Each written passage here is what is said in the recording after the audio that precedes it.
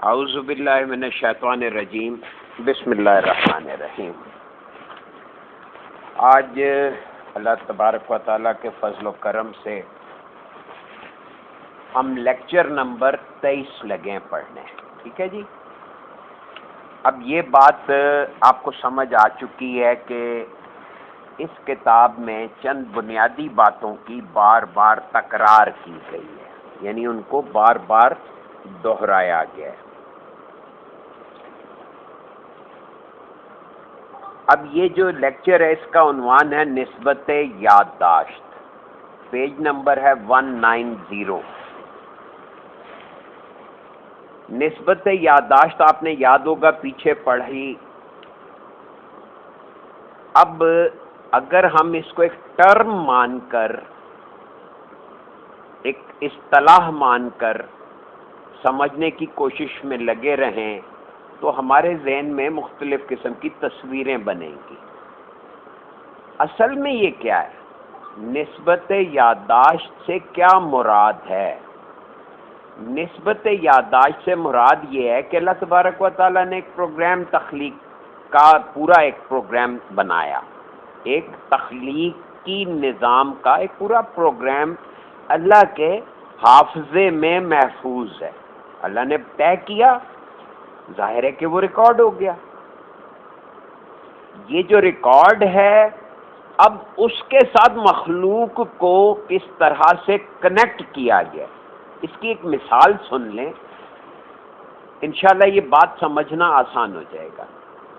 آج کل یہ کمپیوٹر کا دور ہے، اس میں ایک ہارڈ ڈسک ہوتی ہے، یعنی ساری میموری جو ہے وہ ہارڈ ڈسک میں ہوتی ہے، پھر آگے پروسیسر ہوتا ہے، پھر سی پی یو ہوتا ہے، اسکرین ہوتی ہے یا مانیٹر ہوتا ہے، پھر ایک ماؤس بھی ہے، کی بورڈ بھی ہے۔ اب جو بندہ ماؤس اور کی بورڈ کو ہینڈل کرنا سیکھ لیتا ہے وہ کبھی میموری کو ایکسیس کر رہا ہوتا ہے، یعنی کوئی پرانی فائل کھولتا ہے، اس میں کوئی امینڈمنٹ کرتا ہے، اور پھر اس کا ڈسپلے اسکرین پہ آتا رہتا ہے۔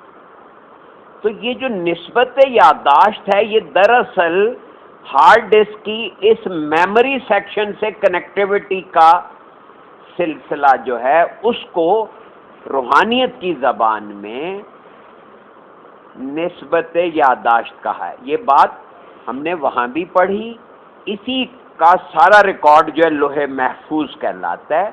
لفظ لوح کہتے ہیں تختی کو، اور محفوظ کا لفظ حفظ سے ہے۔ حفظ کا کیا مطلب ہے؟ حافظے میں ہونا کسی چیز کو۔ تو یہ نسبت یادداشت، اب آپ کو تعلق ان کا واضح ہو گیا کہ در حقیقت یہ سارا نظام اللہ رب کریم کے ذہن تک رسائی، اور پھر اس ذہن یعنی کہ ہارڈ ڈسک کے اندر کیا پروسیسنگ ہے۔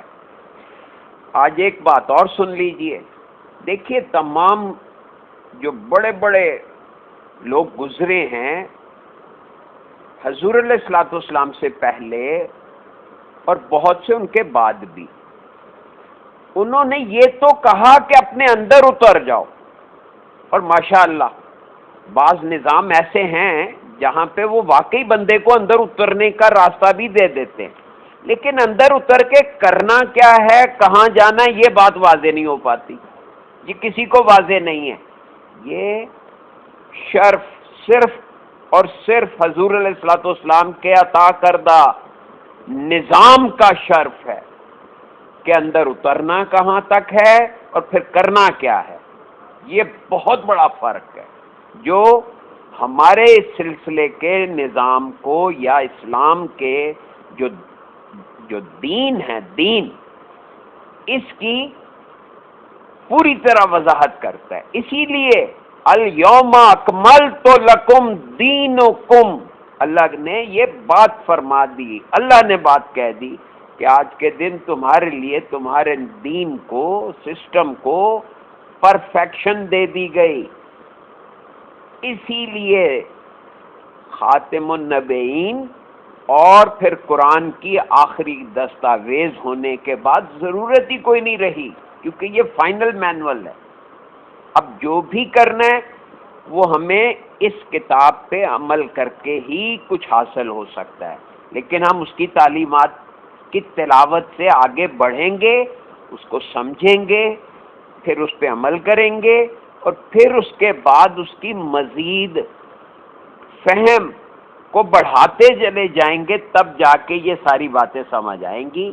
اور یہ کام کیا ہے حضور قلندر بابا اولیاء نے کہ سارا لٹریچر جو تھا تصوف کا، اس کو قرآن کی روشنی میں واشگاف کر دیا۔ ہیونگ سیڈ دس، ہم ریڈنگ شروع کرتے ہیں جی اس کی، پیج نمبر 190۔ علم کی دو قسمیں، اکتسابی علم اور حضوری علم۔ اکتسابی علم سے مراد ہے وہ سارا علم جو انسان سیکھ کر حاصل کرتا ہے۔ یہ کتابیں پڑھ کر جو ہم علم سیکھتے ہیں، چاہے وہ لا کا ہو، چاہے میڈیکل سائنسز سے ریلیٹڈ ہو، چاہے انجینئرنگ سے ریلیٹڈ ہو، یا کامرس سے ریلیٹڈ ہو، یا بزنس سے، وہ سارے علوم جتنے بھی آپ کا ذخیرہ علم انسان کے شعور میں ہے، وہ سب اکتسابی علم ہے۔ دوسری قسم ہے حضوری علم۔ حضور کہتے ہیں، حاضری سے ہے یہ لفظ، حاضر ہونا، حضر کہتے ہیں رکنے کو، یہ لفظ حضر سے ہے، سفر و حضر، تو حضر سے حاضری، حضوری، یعنی جب آپ چیزوں کو اس طرح دیکھنا سیکھ جاتے ہیں جس طرح وہ اللہ کے سامنے حاضر ہیں، تو اس کو علم حضوری کہا جاتا ہے۔ علم حضوری، دیکھیں نا، حضور قلندر بابا اولیاء نے اس کی وضاحت یوں کی ہے کہ انسان جس چیز کو غیب سمجھتا ہے، جو چیز اس کے سامنے حاضر ہے، وہ فکشن ہے، اس فکشن کی حقیقت اس کی آنکھوں سے پوشیدہ ہے، یعنی وہ غیب ہے۔ لیکن جو چیز انسان کے لیے غیب ہے وہ اللہ کا حضور ہے، یعنی اللہ کے سامنے موجود ہے، حاضر ہے۔ اب وہ جس شکل و صورت میں، جس طرح، جن مقداروں میں اللہ کے سامنے حاضر ہے، وہ حقیقت ہے۔ لہذا حقیقت کیا ہوئی؟ علم حضوری۔ اور اکتسابی علم کیا ہوا؟ یہ آپ کا میرا بنا ہوا سانچا ہوا۔ تو علم کی دو قسمیں ہوئیں، ایک ہے اکتسابی علم اور دوسرا ہے حضوری علم۔ حضور مرشد کریم فرماتے ہیں علم جو اکتساب کے ذریعے حاصل ہوتا ہے اس میں مظاہر کا عمل دخل ہوتا ہے۔ یہ وہ ایک جہت بتا رہے ہیں۔ اکتسابی علم میں کیا ہے؟ یعنی سیکھے ہوئے علم میں کیا ہے؟ مظاہر کا عمل دخل، مظاہر جو چیزیں ظاہر ہیں۔ اکتسابی علم مفروضہ حواس کی مسلسل تجدید کا ذریعہ ہے۔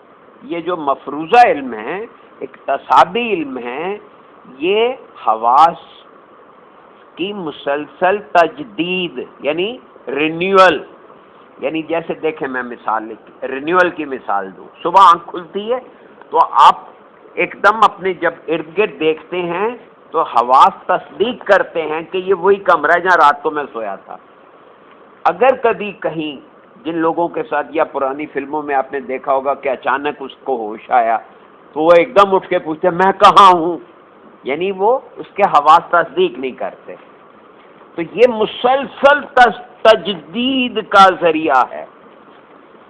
علم اکتساب میں، یہ سیکھے ہوئے علم کی بات میں اس بات کی کوشش کی جاتی ہے کہ انسانی شعور جن مفروضہ باتوں پر قائم ہے وہ شعور کی گرفت سے آزاد نہ ہو جائیں، یعنی شعور ان کی گرفت سے آزاد نہ ہو جائے۔ یہ ہے ہمارے اکتسابی علم کا کمال کہ یہ شعور کو اپنی جکڑ بندی میں مضبوطی سے، شعور اس کو اپنی پکڑ میں جکڑ کے رکھتا ہے، یوں کہہ لیجیے۔ ہم جب انسانی شعور کی چھان پھٹک کرتے ہیں تو اس نتیجے پر پہنچتے ہیں کہ انسانی شعور فکشن پر قائم ہے. اب فکشن کا کیا مطلب ہے؟ دیکھیں نا، یہ لفظ ہیں، میں ایک ایک لفظ کی اس لیے وہ عرض کر رہا ہوں کیونکہ یہاں پہ ہمارے مفروضہ بنے ہوئے سوچیں جو ہیں وہ آتی ہیں. فکشن کا مطلب ہے کسی چیز کو اپنے انداز میں سمجھنا. یہ ہوتا ہے نا، یہ فکشن سٹوریز ہیں، یہ ریالٹی بیسڈ ہیں. ہم اکثر یہ فکشن لٹریچر میں فکشن کے لفظ سے اسے عام استعمال کیا جاتا ہے، لیکن فکشن کا مطلب ہے کہ جس چیز کو ہم جس طرح سمجھے ہوئے ہیں. میں نے ابھی عرض کیا کہ علم حضوری جس طرح سے چیزیں اللہ کے سامنے حاضر ہیں اس لیے وہ حقیقت، اور جس طرح سے وہ ہمارے سامنے حاضر ہے اور جس طرح سے ہم سمجھے ہوئے ہیں وہ سب فکشن ہے، کیونکہ وہ غیر حقیقی ہے. جب ہم اپنے بارے میں غور کرتے ہیں تو ہمیں بے چارگی کے علاوہ کچھ حاصل نہیں ہوتا. مثلا ہمارا معاشی نظام شماریات پر قائم ہے، لیکن ہمارے پاس ایسی کوئی دلیل نہیں ہے کہ ہم ثابت کر سکیں کہ ایک اور ایک دو ہوتے ہیں. غور کریں. تو اسی طرح جب ہم اپنے بچوں کو علمی میدان میں اتارتے ہیں تو کہتے ہیں الف. اب اس وقت بھی ہمارے پاس کوئی یقین دہانی نہیں ہے کہ بھی بے جو ہے یہ الف ہے یا الف جو ہے یہ بے ہے.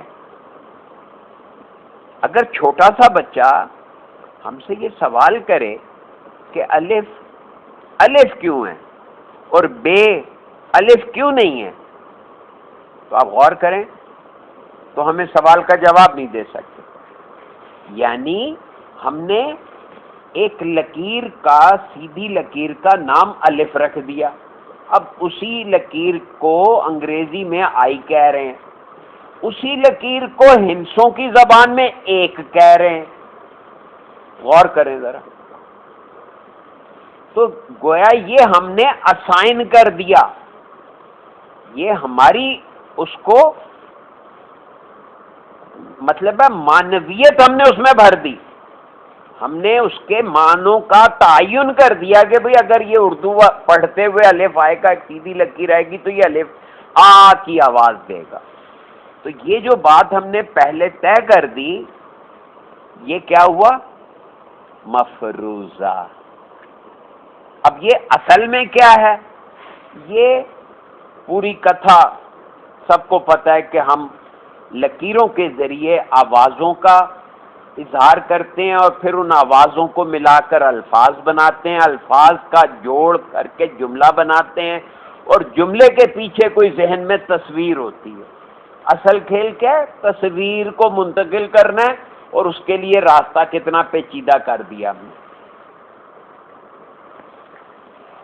اب بچے کے لیے ضروری ہے کہ وہ شعوری فکشن کے تعین کو سوچے سمجھے بغیر قبول کر لے.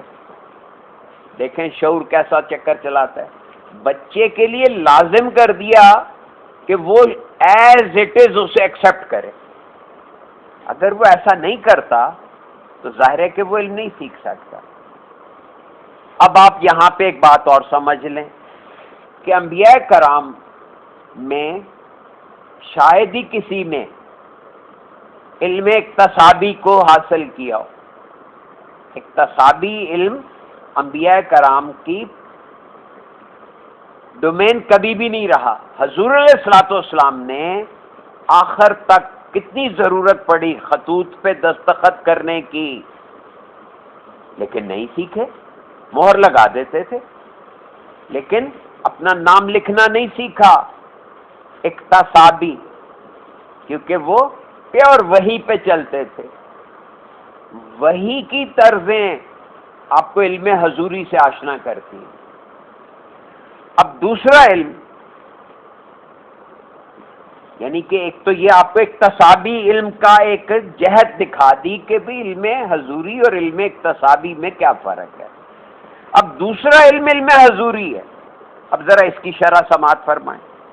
علم حضوری علم اقتصادی کے متضاد یعنی اس کے بالکل الٹ، اس کے بالکل برعکس، اس کے بالکل خلاف۔ ایسا علم ہے جہاں کوئی بات اس وقت تک قابل یقین قرار نہیں ہے جب تک اس کا مشاہدہ نہ ہو جائے۔ غور کریں، بچے کو کہا کہ یہ ایسے ہے، اس نے مان لیا، یہ ہے اکتسابی علم، لیکن علم حضوری میں پہلے بات کا مشاہدہ کروایا جائے گا، پھر کہا جائے گا کیوں بھائی۔ اب آپ اس کی مثال لے لیں، حضرت ابراہیم اللہ رب کریم سے سوال کرتے ہیں کہ بار الہ تو مردے کو کیسے زندہ کرے گا یا کیسے کرتا ہے؟ تو اللہ نے کہا کیا تمہیں یقین نہیں ہے؟ انہوں نے کہا نہیں، مجھے یقین ہے کہ آپ کر سکتے ہیں، لیکن میں اطمینان قلب کے لیے یہ عمل دیکھنا چاہتا ہوں۔ یہ قرآن میں واقعہ ہے۔ تو اس کے بعد انہیں کہا 4 پرندے لو، انہیں اپنے ساتھ مانوس کرو وغیرہ وغیرہ، پھر انہیں ذبح کرو اور پھر دیکھو تم انہیں آواز دو تو وہ کیسے۔ غور کریں کیا کیا، یہ روحانیت کے اسباق پڑھا رہا ہے قرآن، اور ہم کیا کر رہے ہیں؟ تلاوت کر کے ثواب کما رہے ہیں۔ دوبارہ سن لیجئے، علم حضوری وہ علم ہے جہاں کوئی بات اس وقت تک قابل یقین قرار ہی نہیں دی جا سکتی جب تک اس کا مشاہدہ نہ ہو جائے۔ یہ ہے اصل راز۔ علم حضوری حاصل کرنا ہے تو آپ کو مشاہداتی طرزیں اس کے لیے اپنے آپ کو تیار کرنا ہے۔ اللہ تعالیٰ نے انسان کے نقطہ ذات میں چاروں عالموں کو یکجا کر دیا۔ اب اکتسابی علم کے مطابق ہم نے سنا، ہم نے پڑھا، ہمیں ٹیچر نے بتایا، لہذا ہم نے مان لیا۔ یہ علم اکتسابی کا زون ہو گیا۔ اب اسی بات کا جب تک ہمیں مشاہدہ نہیں ہو جائے گا، یہی جملہ علم حضوری بنے گا جب ہمیں مشاہدہ ہو جائے گا۔ کس چیز کا؟ عالم نور کا، عالم تحت شعور کا، اور اسی کو ملائکہ مقربین کہا، اور پھر عالم امر کا، اور چوتھے درجے پہ عالم خلق کا۔ اب یہ چاروں عالمین کا دیکھیں، یہاں پہ 4 نئے نام آ گئے۔ یہ نام پہلے کچھ اور تھے، پھر کچھ اور ہوئے، پھر کچھ اور ہوئے۔ میں آپ کی جو اس میں بار بار توجہ دلا رہا ہوں کہ یہ 4 چیزوں کو بہت زیادہ فوکس کر کے سمجھنے کی ضرورت ہے۔ اب یہاں پہ کیا بتایا کہ یہ چاروں عالمین انسان کے نقطہ ذات میں یکجا ہے، یکجا، ایک ہی جگہ پہ۔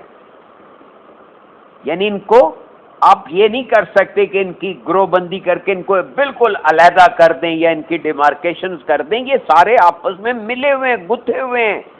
یہ جو وہمہ، خیال، احساس اور یہ تصور اور احساس ہے، یہ ایک ساتھ کام کرتے ہیں۔ سیکنڈ کے سپلٹ آف اے سیکنڈ میں ایک چیز ذہن میں آتی ہے اور اس کے اثرات باڈی پہ مرتب ہو جاتے ہیں۔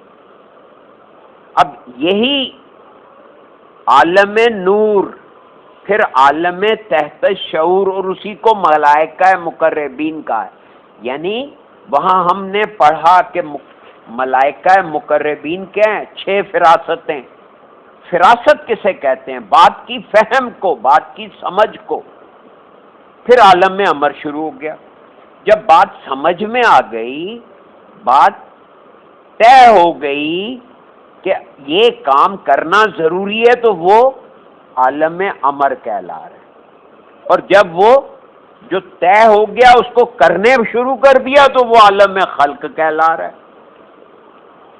بات وہی ہے، لیکن اس تک ذہن کی رسائی کو ممکن بنانے کے لیے کتنے حوالوں سے اس کو واضح کیا جا رہا ہے۔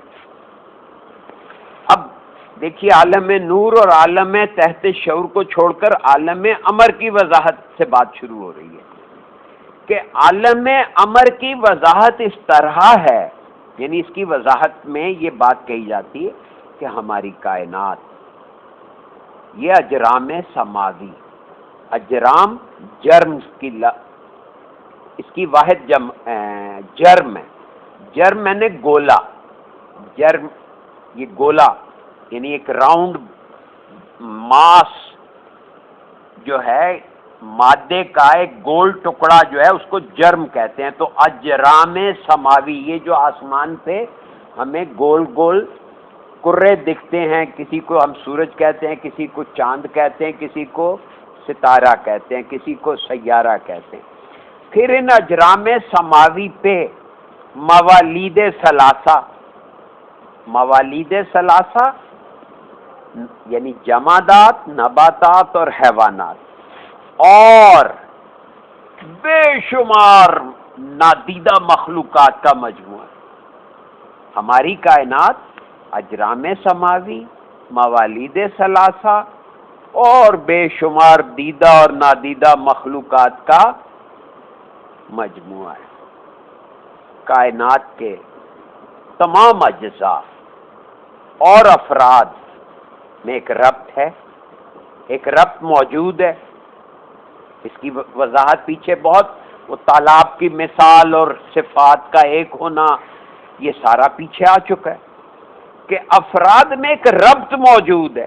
اب مادی آنکھیں اس کو دیکھ سکیں یا نہ دیکھ سکیں، لیکن اس کو تسلیم کرنا پڑتا ہے. یعنی کہ یہ تعلق اور باہمی ربط جو ہے اس کو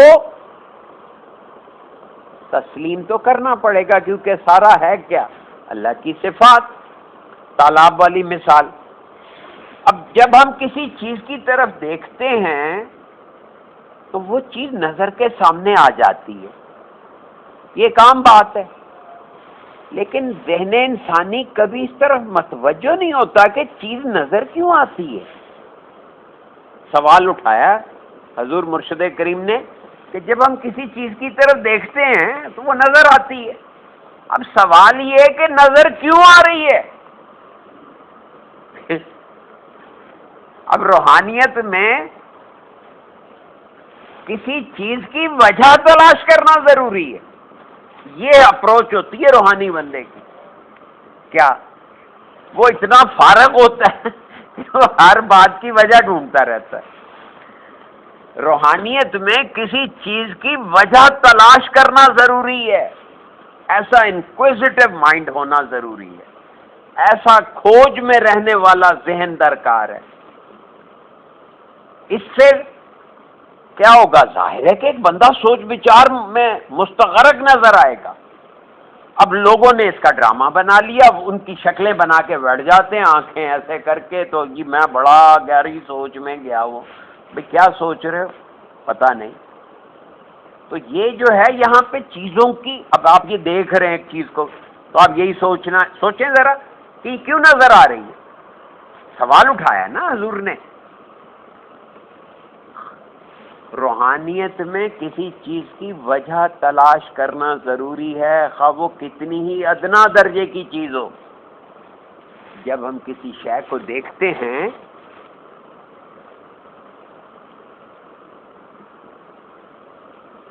تو ہمیں اس کی معرفت حاصل ہوتی ہے. اب اس کی یہ معرفت کی تعریف سن لیجئے.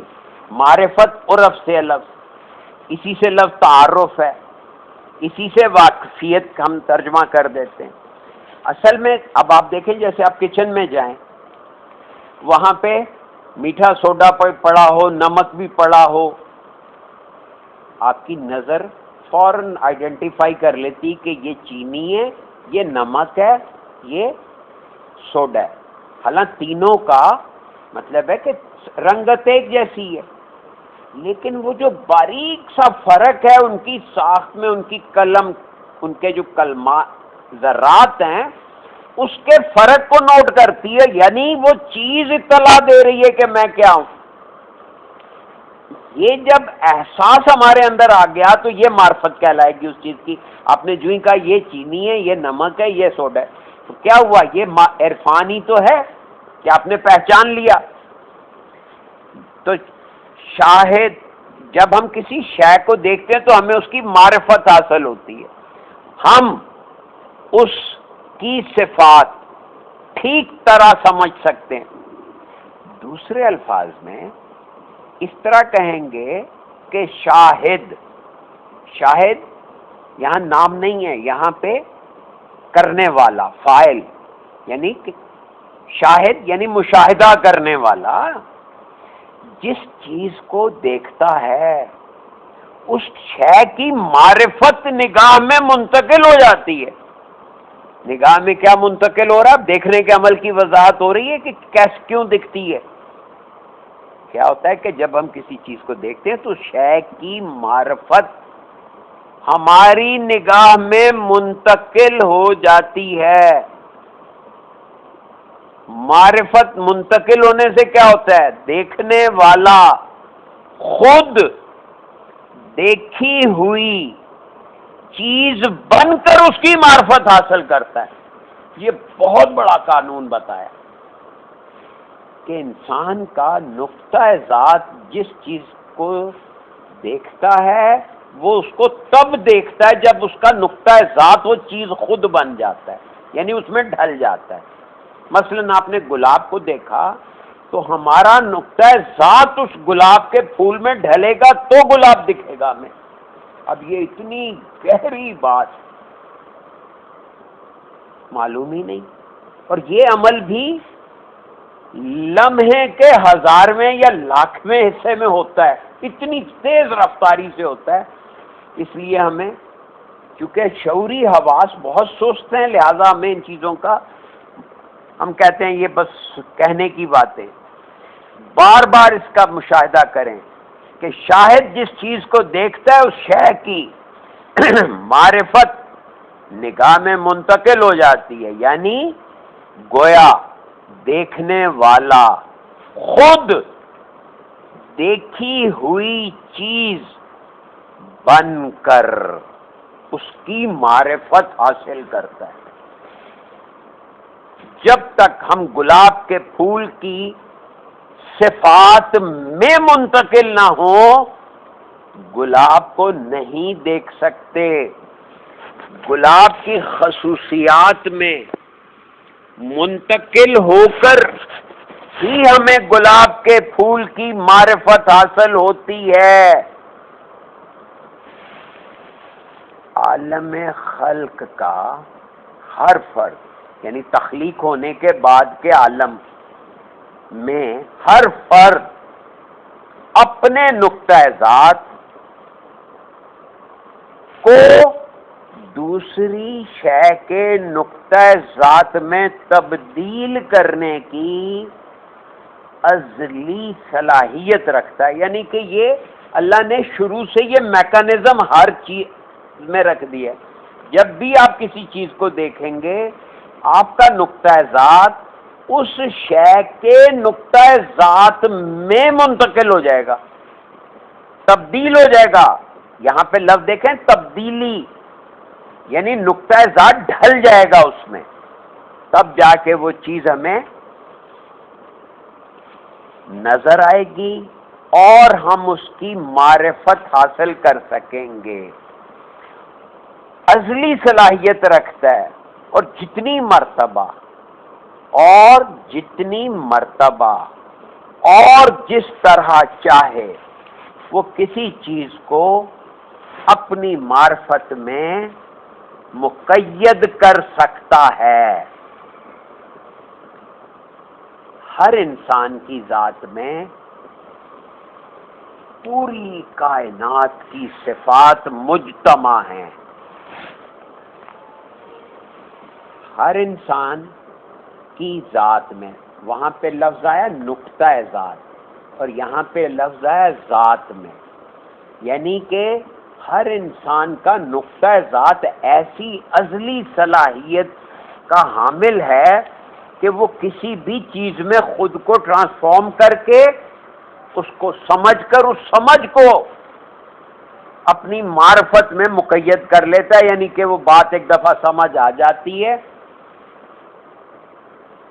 تو وہ اس کی ذات کا، اس کے علم کا حصہ بن جاتی ہے.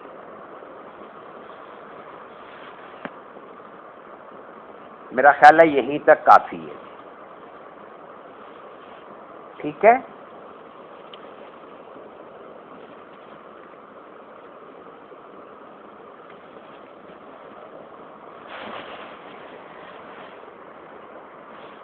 تو یہ جو آج ہم نے